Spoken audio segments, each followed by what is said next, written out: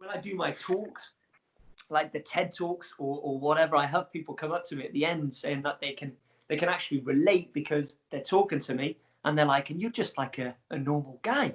And I'm like, well, I am a normal guy. What do you mean? It's like, well, you're not walking on stage barefoot. You've not got this big beard and these wide eyes like a wild man. So I'm able to relate to your stories. And it's like, yeah, I like my extreme, but I still love my luxuries. I love my nice flash hotels and whatnot. It's just when I have to be extreme and when I need to survive, I can do that. But it's having that healthy balance, isn't it? And being able to adapt. What's more important than being able to survive is being able to adapt. And I always do believe that first and foremost is the case. Yeah.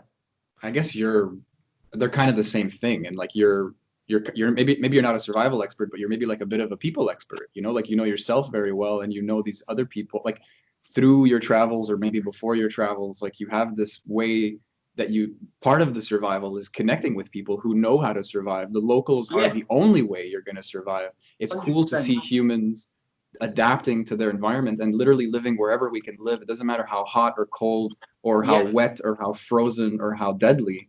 These people figure it out, and it might be thousands of years of tradition, or it might be the last 10 years of science, but like we kind of do have to rely on each other. And you rely as little as possible on people to do a lot of the things you do, and yet you just said it before, there's so many people in front and behind you allowing you to do what you do. So it's like it just seems like you have a lot of reverence for life, man. It seems like you have a lot of respect for the nature of it, but like the people of it and the combination, the way they interact. It seems like you just have a very like a global mind. A kind of like psychedelic large truth is like available to you, and it's cool to see.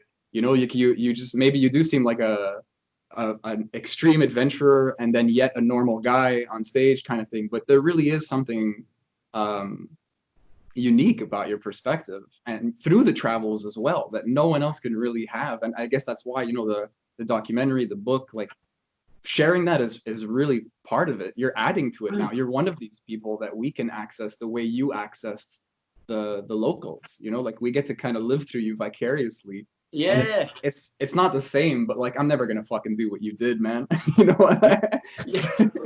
No, that's ace, and that's always how I try to portray it as well. Like when I speak of these stories, I never really wanted to come across as in like I hiked through the jungle of Madagascar, so can you. Here's your machete. I hope that people take it in a different way.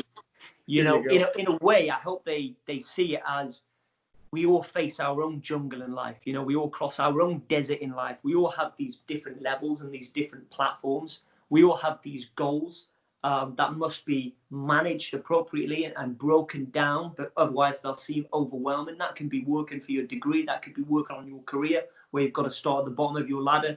That could be finishing your essay, handing it in on time. That could be absolutely anything. And so I try to share little messages from these expeditions. Like in the jungles of Madagascar, I learned that, we can't always be motivated. That's just impossible. Doesn't matter who you are, you can't always be motivated, but you can be disciplined. And that's the difference. And discipline is something that you force yourself to do, even though you don't have the motivation or you just can't be bothered doing it. With the Gobi Desert, it's breaking the goals down and holding the vision. With the Yangtze, a big lesson there was probably, it doesn't matter if no one else sees it for you. What's important is if you can see it for yourself. It took over 2 years to plan Mission Yangtze, and we were already delayed by 2.5 months from starting. And it got to such a point that most of my team here in the UK and in China, were calling me up saying, abort it. You're going to face -40. The bears, at the worst case, they're coming off the mountains. They're looking for food before they go into hibernation. No film crew want to join you. No guides want to be up on the plateau in the depths of winter. Abort it and try again next year. But I believed in my training, believed in the preparation. I held that vision. And no matter what anyone else saw for me, I could see it for myself. I knew how capable I was. And as humans, we are far more capable than we give ourselves credit for. And I went for it. Yes, it was a risk, but it wasn't a reckless risk. It was a risk that I had assessed.